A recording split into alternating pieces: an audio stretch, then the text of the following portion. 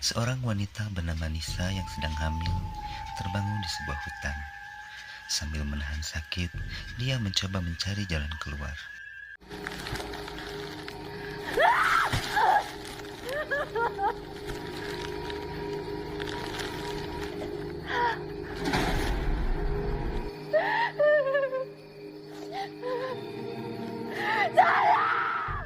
Di depannya ada 3 orang berkerudung mengelilingi satu jenazah.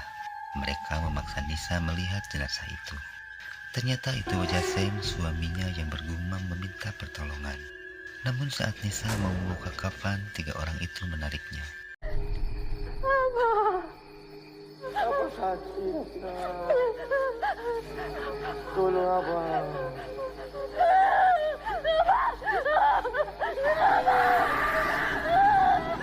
Nisa. Nisa pun terbangun. Dia bingung itu hanya mimpi atau pirsa dulu, karena sekarang Sam tidak pulang. Sam dan Nisa saat ini sedang menunggu kelahiran anak mereka. Siang itu Sam berpamitan pergi untuk mengantarkan surat undangan pernikahan adiknya yang bernama Surya. Sam pergi ditemani temannya yang bernama Acap. Dalam perjalanan, mobil mereka sempat mogok hingga mereka kemalaman di jalan. Setelah diperbaiki, mereka kembali melanjutkan perjalanan, namun tiba-tiba muncul sosok berdiri menghalangi mereka. Sam terpaksa membelokkan mobilnya hingga terperosok ke jurang yang menyebabkan luka-luka di sekujur tubuhnya.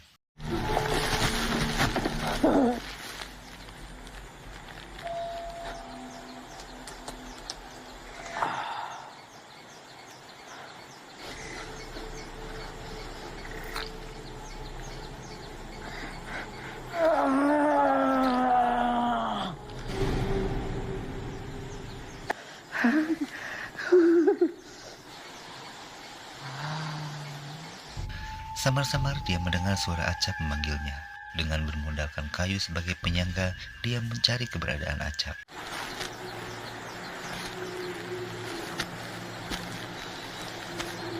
Tanpa diduga muncul ular di belakangnya. Dia pun kaget sampai terperosok semakin dalam hingga kakinya patah.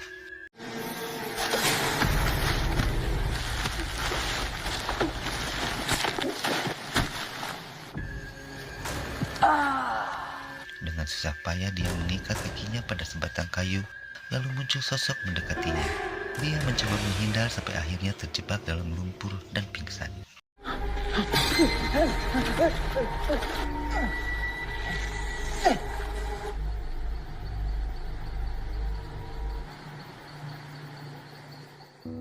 Nisa menceritakan mimpinya pada Surya, adiknya Sam. Nisa juga mengajaknya ke kantor polisi untuk membuat laporan. Tapi menurut Surya, laporan itu tak akan ditanggapi karena belum 24 jam. Dan dia saat ini sedang sibuk mengurusi acara pernikahannya. Sampai malam pun Sam belum pulang dan tak ada kabar darinya. Keesokan harinya dia terbangun, mencoba mengeluarkan tangannya dari lumpur, namun cincin pernikahannya terlepas. Berkali-kali dia mencarinya, cincin itu tak bisa ditemukan.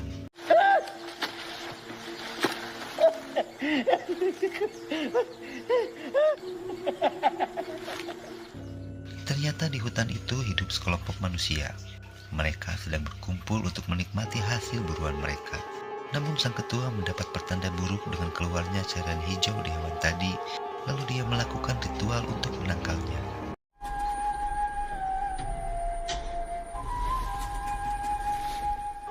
Terdengar dari atas suara Acap memanggilnya. Dengan susah payah dia naik hingga akhirnya menemukan Acap yang sudah terbaring lemas. Dia melepaskan kayu yang menancap di kaki Acap. Saat itu Acap terus berkata kalau ini salah Sam yang tak mau mendengarkan kata-katanya. Tak lama kemudian muncul 3 warga lokal. Mereka mengangkat Acap dan menusuknya. Kemudian orang itu berbalik pada Sam. Ini semua salah kau.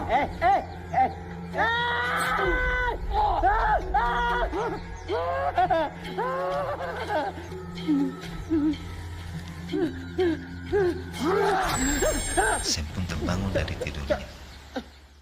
Akhirnya Nisa berniat pergi membuat laporan karena sudah 2 hari tak ada kabar dari Sam. Surya mengusulkan untuk menemui ibunya dan keluarga Acap untuk mencari petunjuk. Ibunya hanya bisa menangisi anaknya yang hilang, sedangkan ibunya Acap pun mengatakan kalau anaknya juga belum pulang. Aku tak bolehlah duduk kat sini tunggu Asap macam. Kalau tak ada juga boleh kita pergi buat report. Akak. Untuk bertahan hidup, dia terpaksa makan dan minum dari daunan yang ada. Tanpa sengaja, dia menemukan sebatang rokok tersisa di sakunya, namun tak ada korek di celananya. Kemudian berkali-kali dia mencoba membuat api dengan kayu yang ada, meskipun tak membuahkan hasil. Hari semakin malam, karena rasa lapar yang tak tertahankan, dia terpaksa makan cacing. Kali ini usahanya berhasil, kayu itu mengeluarkan bara api untuk menyalakan rokok. Sudah malam ketiga, Sam tidak pulang. Nisa hanya bisa menunggu, lalu Surya datang menemaninya. Sejuk tau. Kalau akak nak tunggu abang pun, dekat dalam rumah pun boleh kan? Keesokan paginya, saya melihat sepiring makanan. Tanpa pikir panjang, dia menyantapnya. Sebenarnya itu halusinasi, makanan itu hanyalah dedaunan. Dia baru sadar ketika mulutnya terasa pahit, dia pun memuntahkan daun itu.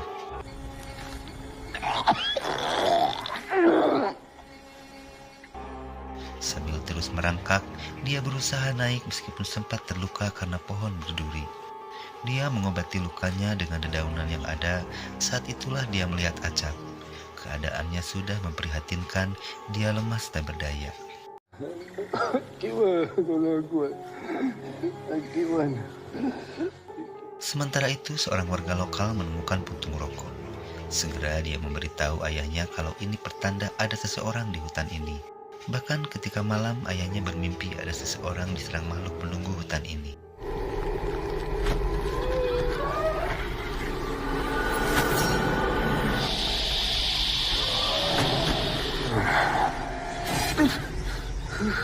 Maka dilakukanlah pencarian.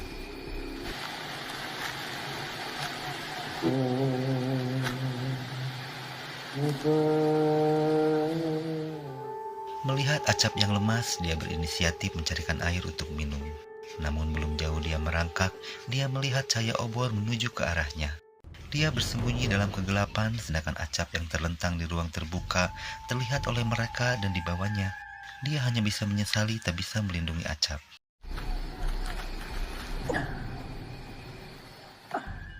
Keesokan harinya dia terbangun, di depannya sudah ada seekor anjing yang siap menggigitnya. Setelah berkali-kali diusir, akhirnya anjing itu pun pergi dan Sam kembali pingsan.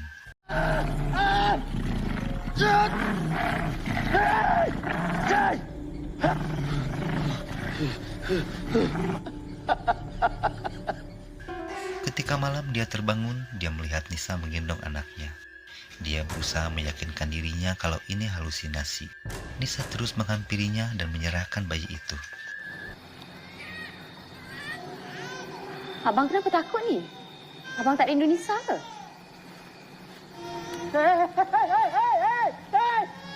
Abang nak tengok anak kita.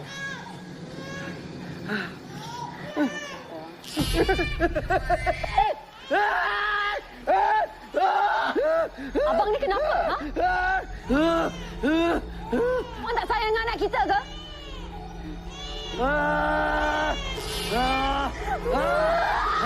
Lalu mereka pun menghilang. Ini hari keempat Sam di hutan. Dia melihat kepulan asap tak jauh dari tempatnya. Dengan tenaga yang tersisa, dia merangkak mendekatinya. Akhirnya dia bisa mencapai tempat asal asap tadi, tapi anjing itu muncul lagi. Kali ini dia sudah tidak berdaya untuk melawan. Rupanya anjing itu milik warga lokal tadi. Sam pun diselamatkan mereka.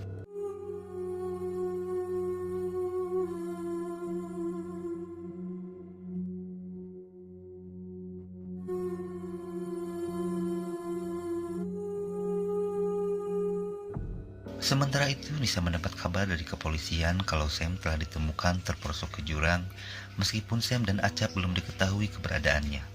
Bergegas, dia ditemani Surya mendatangi tempat itu. Dia melihat proses pengangkatan mobilnya. Berpapasan dengan itu, para warga lokal dan kepolisian sedang mengevakuasi Sam dan Acap. Emosi Nisa meluap antara sedih dan bahagia melihat Sam yang selamat, meskipun Acap tak terselamatkan. Ini kejadian ada satu.